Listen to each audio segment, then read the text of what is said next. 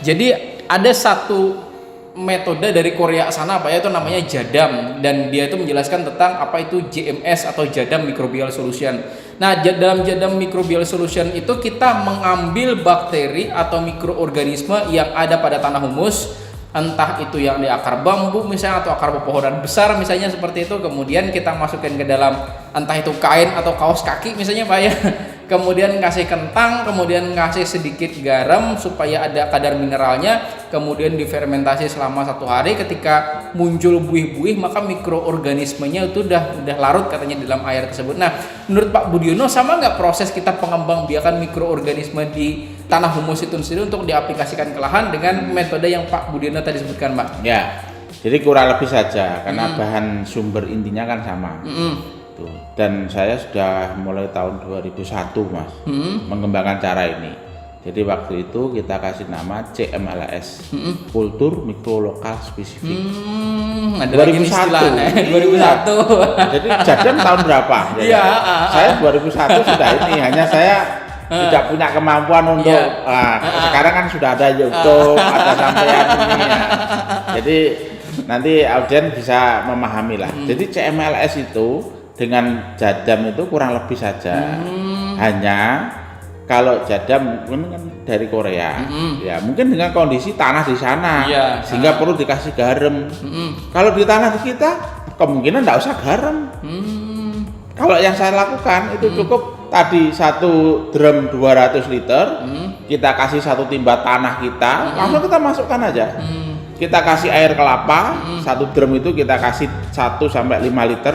Kalau mudah kita cari air kelapa di pasar itu, yang kelapa tua itu, daripada dibuang. Nah, itu sudah kaya akan mineral. Tidak hanya kalau garam kan NaCl. Cl-nya ini malah ada apa ini? Tapi kalau air kelapa itu sudah NaK, Mg, Zn, Cu lengkap. Asam-asam organiknya juga lengkap, bahkan ada JPT-nya. Itu sama kencing sapi atau kalau di Batu itu kan banyak kelinci. Jadi itu kita kasihkan 1 sampai 5 liter juga. Jadi kita tidak kalah dengan Korea. Kita itu 2001 sudah kita kembangkan. Berarti kita nggak perlu ya sebetulnya menambahkan garam berarti Pak ya? Sebenarnya kalau Indonesia kan sudah kaya mineral Mas, ya kan? Kalau di Korea mungkin tanahnya kan tahu sendiri. Saya pernah ke Thailand itu aja tanahnya ya kayak pasir, ya tanah uruk pasir itu kayak gitu. Nah, makanya mereka perlu mineral. Loh, kita mineralnya banyak gunung apalagi. Tapi prinsip kerjanya insya Allah sama. Hanya sumber bahannya ini kenapa tidak kalau di tempat kita ini sudah kayak ini ya, jangan-jangan kayak pupuk tadi sudah lebih ditambah lagi malah dari racun.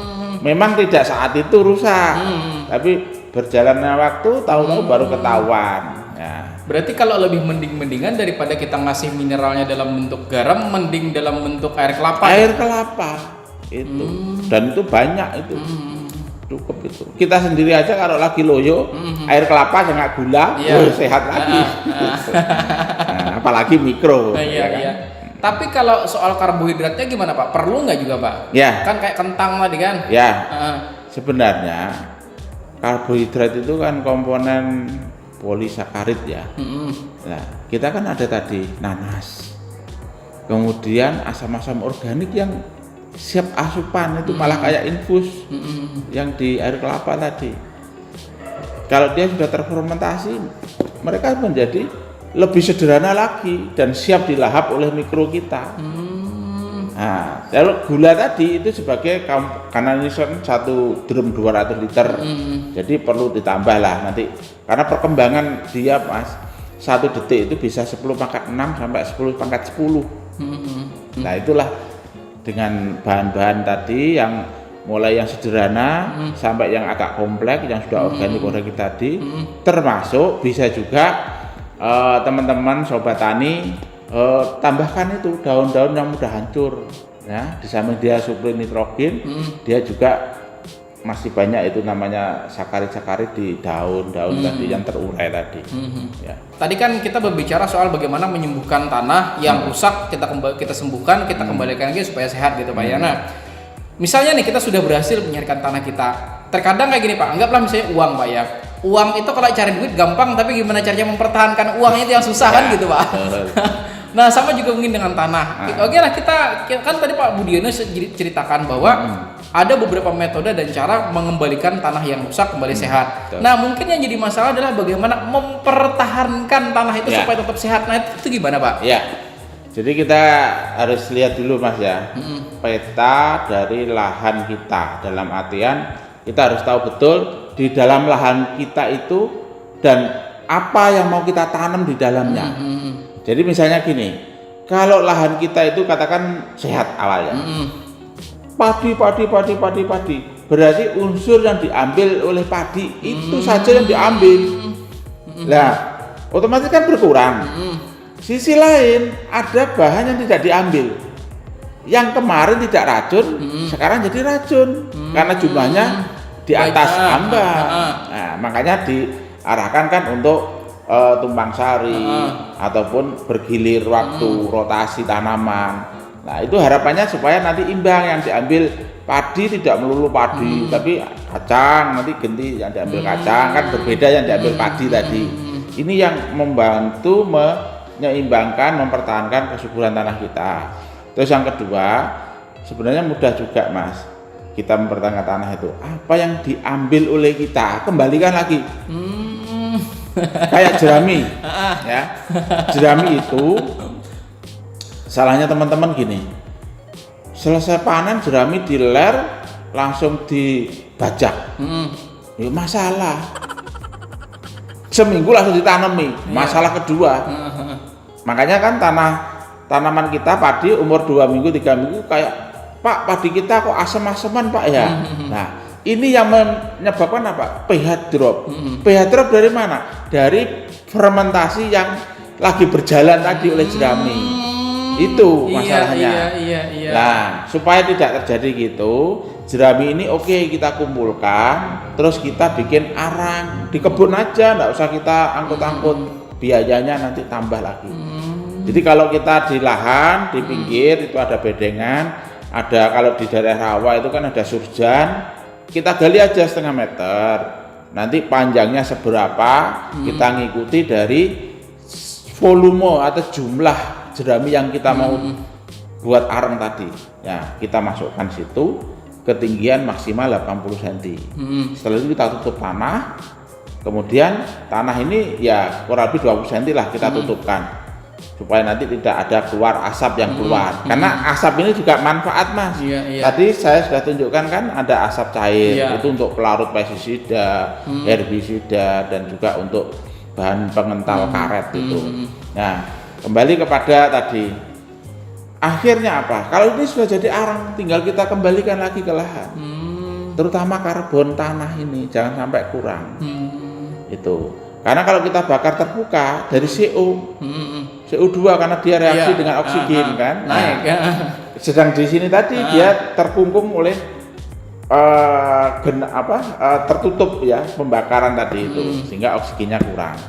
Nah, itu yang diharapkan bisa kembali lagi. Terus apa lagi? Sekam. Nah, kita arengkan lagi, kembalikan lagi. Nah, dan itu cara membakarnya tidak boleh sampai abu.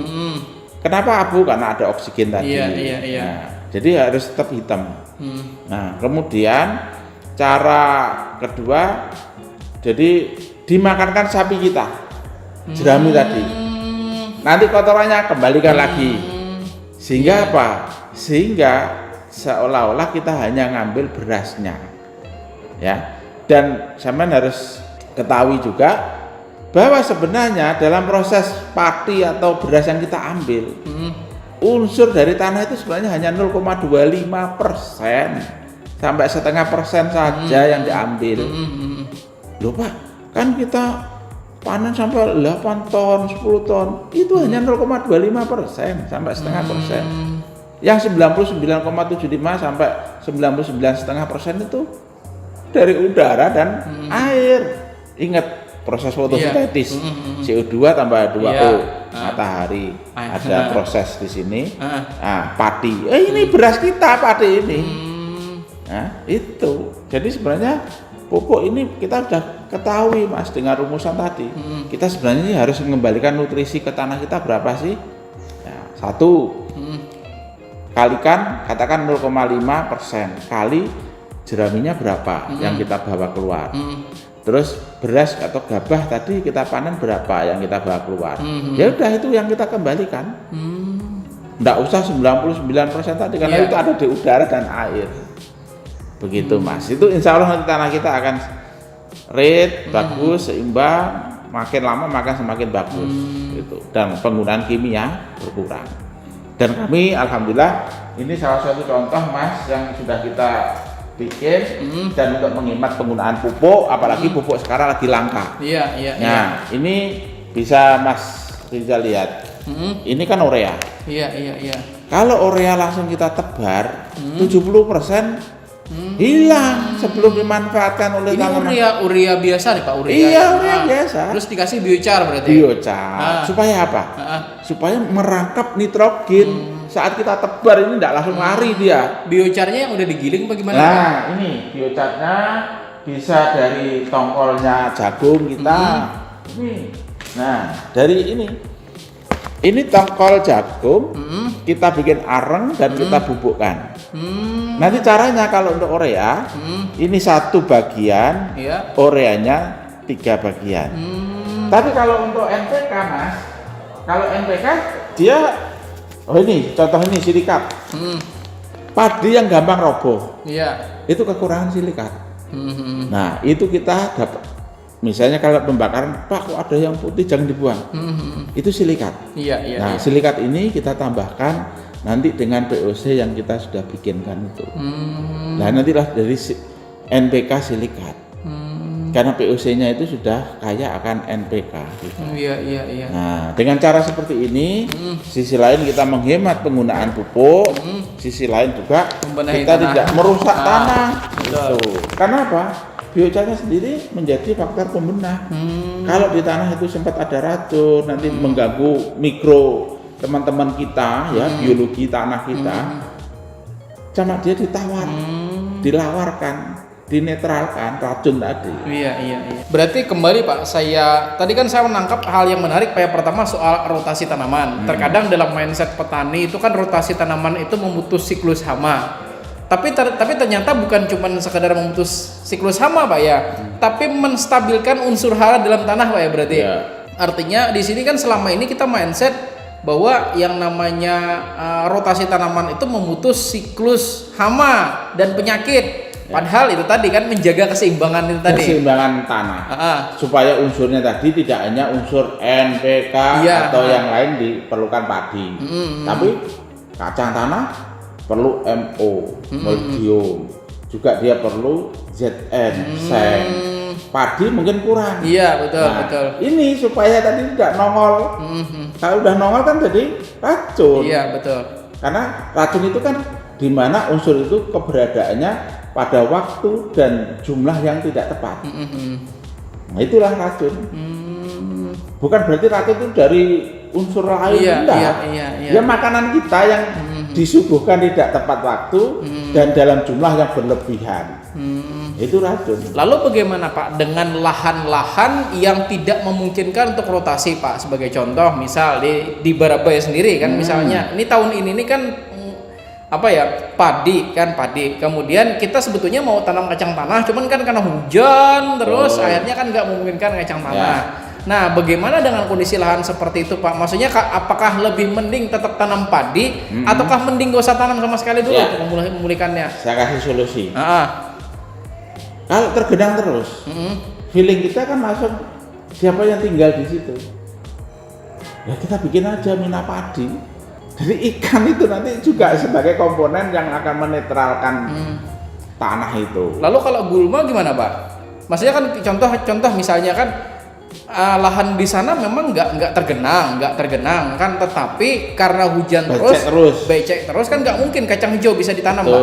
Nah otomatis kan gulma nih tumbuh di sana. Apakah gulma itu juga membantu nih menetralkan keseimbangan unsur hara dalam tanah Pak? Ya, jadi gini, kalau gulma itu nanti kita kembalikan dalam posisi sebelum dia berbunga, itu akan jadi kompos. Tapi kalau dia berbunga itu akan jadi masalah. Karena satu akan tumbuh lebih dari 100 karena dari bunga-bunganya itu ada biji. Nah, jadi saran saya kalau misalnya dia berkesempatan tumbuh, jangan sampai dia menjadi biji. Itu mungkin beberapa solusi yang bisa sobat tani lakukan ya. Jadi tidak harus seperti ini. Lihat kondisional aja. Dan lagi rumput tadi bisa juga kasih makan ternak, kotorannya kembalikan lagi ke situ. Yang penting jangan sampai biji. Lalu nih Pak, dari keseluruhan obrolan kita tadi, apa sih kira-kira tips yang mungkin Pak Budiono ingin sampaikan ke sahabat tani semuanya supaya lahan pertanian kita tetap terjaga sehingga pertanian kita tetap bisa mandiri gitu Pak? Ya, saya hanya berpesan aja kepada sobat tani di dalam pengelolaan lahan kita harus menerapkan konsep pertanian ramah lingkungan. Memang kita belum bisa menghindari total langsung kimia dalam waktu dekat, tapi harus berkurang dan sambil kita amati. Ini kita kurangi, produksi kok stabil ya, kurangi lagi. Terus sampai pada titik keseimbangan yaitu. Jangan langsung kaget gitu ya. Iya, nanti yang disalahkan kita nanti. Jadi harus strateginya seperti itu. Jadi kalau pengalaman saya Mas, kalau udah kita terapkan apa yang tadi kita bahas, musim pertama yang baru kita terapkan aja, insya Allah 20% sudah bisa dikurangi. Ya, apalagi dengan konsep ini tadi. Arang tadi. Ya, jadi urea berjaket. Nah, itu malah pupuk ini seperempat hektar ini. Saya hanya memupuk 10 kilo 2 kali. Berarti kan hanya 20 kilo. Sampai panen. 20 kilo. Padahal secara logika kalau seperempat hektar, 1 hektarnya itu 400 kilo, berarti 100 kilo. Saya hanya 20 kilo. Nah, itu pun saya bagi 20 kilo itu karena setiap minggu saya kocor. Berarti setiap minggu saya paling hanya sekitar 3 kilo dalam bentuk adonan campuran tadi dengan POC, dengan NPK tadi. Nah, kita kocorkan. Ya alhamdulillah nanti kita bisa sorting nanti kondisi tanamannya, jadi tidak mengecewakan lah meskipun pupuknya itu sudah 80% berkurang. Oke, ini ngapain nih Pak? Ya ini Mas ya, kita mau menghemat pupuk ini ceritanya. Jadi sementara pupuk kan mahal, langka, itu pun belum tentu kandungannya, nutrisinya seperti yang kita harapkan. Nah ini kita mau membuat namanya NPK Biocat. Itu bisa ngemat 70% Mas. Wow. Sekarang harga urea 13.000 yang non subsidi. NPK itu sudah 21.000. Betul. Kalau kita bisa ngemat 70%, wow. Oke. Sekarang kita mau praktek.